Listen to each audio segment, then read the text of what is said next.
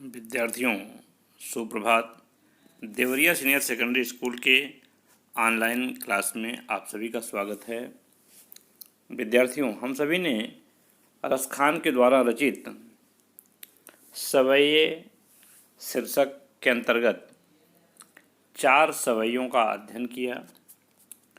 उनके शब्दार्थ और व्याख्या, प्रसंग, भाषा शैली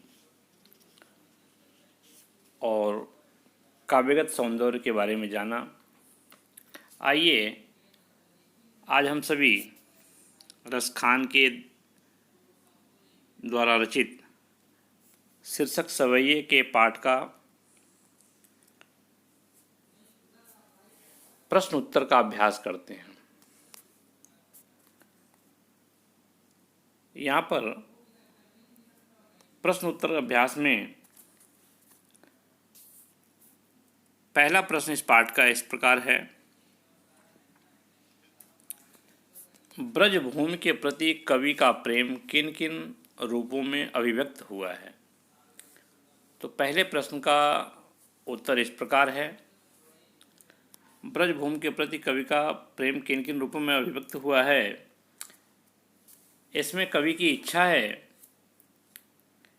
कि उसका पुनर्जन्म हो।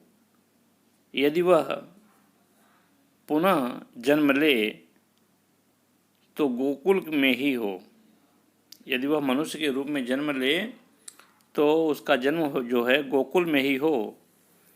गाय रूप में जन्म लेने पर इसकी इच्छा है कि नंद के गायों के बीच में चरे, और यदि पत्थर बने तो गोवर्धन पर्वत का पत्थर हो जिसे श्री कृष्ण ने अपनी अंगुली पर उठाया था।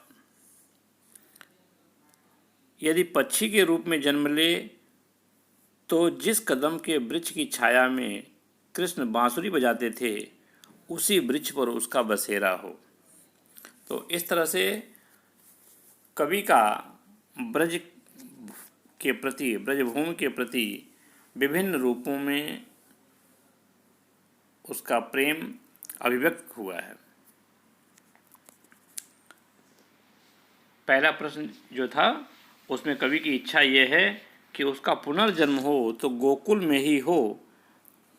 गाय के रूप में यदि जन्म ले तो नंद की गायों के बीच में चरे, और यदि पत्थर बने तो गोवर्धन पर्वत का पत्थर हो जिसको श्री कृष्ण ने उठाया हो।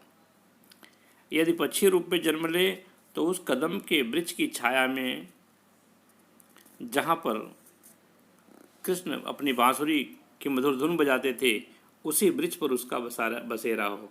तो इस तरह से कवि का जो ब्रजभूमि के प्रति प्रेम है वो अभिव्यक्त हुआ है।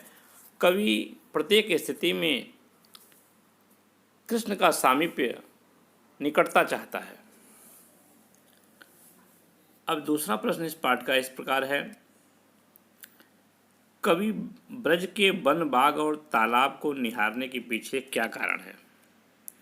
कवि ब्रज के वन, बाग और तालाब को निहारने के पीछे क्या कारण है? तो इसका उत्तर इस प्रकार है।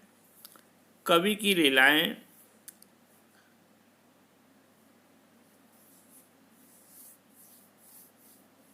कृष्ण की लीलाएं, देखो यहाँ पे कवि का ब्रज के वन, बाग और तालाब को निहारने के पीछे क्या कारण है? तो इसका उत्तर इस प्रकार है। कृष्ण की लीला कवि को अत्यंत प्रिय है। कृष्ण जो भी लीला करते हैं कवि को अत्यंत प्रिय है। ब्रज की भूमि, वहाँ के वन, बाग और तालाब कृष्ण की लीला के स्थल हैं। कवि अपने आराध्य श्री कृष्ण का सामीप्य पाने के लिए ब्रज के वन, बाग और तालाबों को अपनी आँखों से देखना चाहता है। कवि की इच्छा है कि वो ब्रज के वन, बाग और तालाबों को एक बार अपनी आँखों से देख ले। तीसरा प्रश्न है। एक लकड़ी और कामरिया पर कवि सब कुछ न्यौछावर कर देने को क्यों तैयार है? प्रश्न नंबर 3 है। तो प्रश्न नंबर 3 का उत्तर इस प्रकार है। एक लकड़ी और कंबल पर न्यौछावर करने के लिए कवि तत्पर इस कारण से है कि जो शांति उसे श्री कृष्ण के सामीप्य में प्राप्त होगी वह संसार में अन्यत्र कहीं नहीं मिलेगी। श्री कृष्ण प्रेम के सिवा उसे कुछ नहीं चाहिए। वह कृष्ण प्रिय तथा कृष्ण के द्वारा प्रयुक्त साधनों की प्राप्ति मात्र से ही प्रसन्नचित हो जाएगा। इसलिए कवि जो है एक कृष्ण की एक लकुटी और कांवरिया पर सब कुछ न्यौछावर कर देने को तैयार है। प्रश्न नंबर 4 है, सखी ने गोपी से कृष्ण का कैसा रूप धारण करने का आग्रह किया।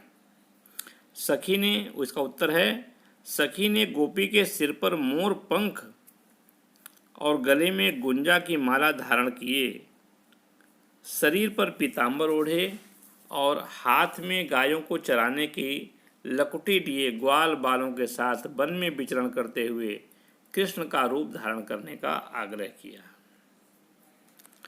विद्यार्थियों, आगे है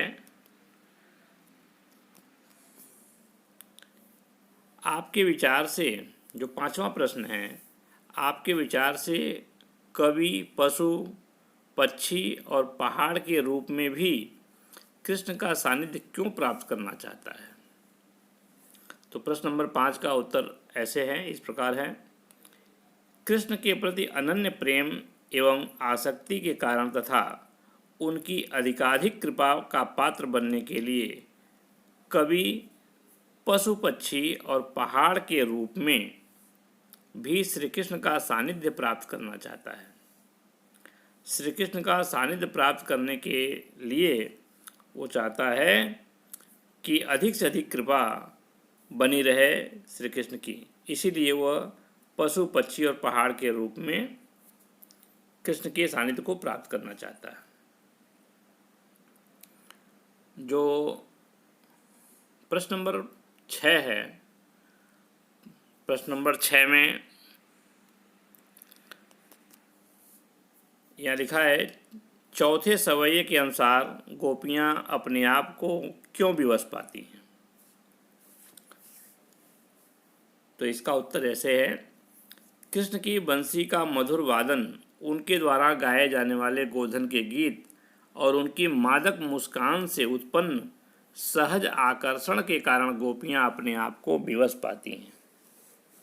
जो प्रश्न नंबर 6 का उत्तर है कि चौथे सवैये के असर गोपियाँ अपने आप को विवश क्यों पाती हैं,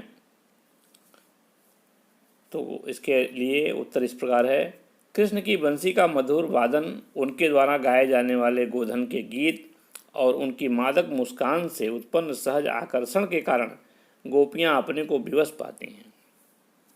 अब यहाँ पर जो प्रश्न नंबर 7 है, तो यहाँ 2 पंक्तियाँ हैं, उन 2 पंक्तियों का भाव जो स्पष्ट करना है। तो पहली पंक्ति है, कोटिक एक कलधौत के धाम, करील के कुंजन ऊपर वारों। तो कोटिक एक कलधौत के धाम, करील के कुंजन ऊपर वारों, इस पंक्ति का जो भाव है वह यह है कि श्री कृष्ण के सौंदर्य के समक्ष, श्री कृष्ण के सौंदर्य के समक्ष संपूर्ण ब्रज ठगा सा रह गया है। वहाँ के निवासी किसी की भी बात को नहीं सुनते हैं।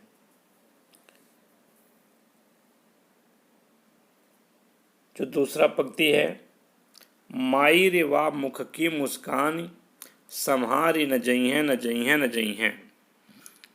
माई रे वाह मुख की मुस्कान, संहारी न जई हैं न जई हैं न जई हैं।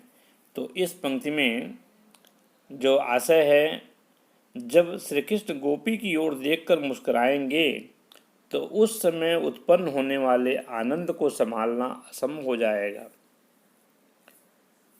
जब श्री कृष्ण गोपी की ओर देखकर मुस्कुराएंगे तो उस समय उत्पन्न होने वाले आनंद को संभालना असंभव हो जाएगा और प्रत्युत्तर में गोपियाँ भी मुस्कुरा पड़ेंगी, गोपियाँ अपने आप को रोक नहीं सकेंगी।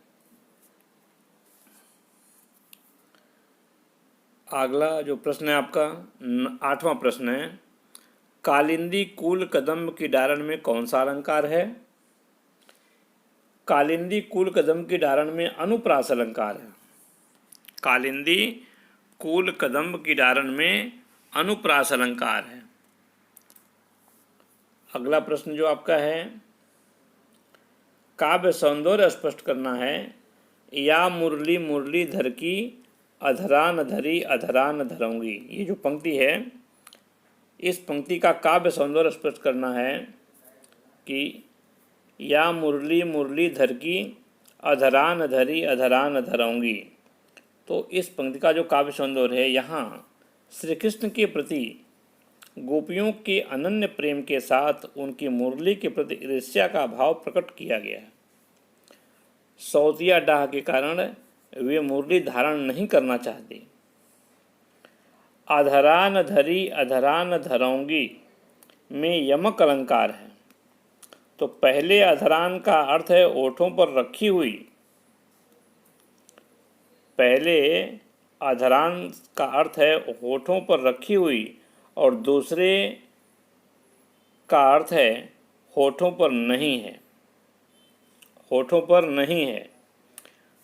तो भाषा में माधुर्य गुण संपन्न है। इस तरह से हम सभी ने आज जो है रसखान के सवैये से संबंधित उस पाठ पर आधारित, चारों सवैयों पर आधारित प्रश्न और उत्तर की व्याख्या हम सभी पढ़ें। विद्यार्थियों, आपको किसी और प्रश्न के बारे में यदि कुछ पूछना है तो आप पूछ सकते हैं। धन्यवाद।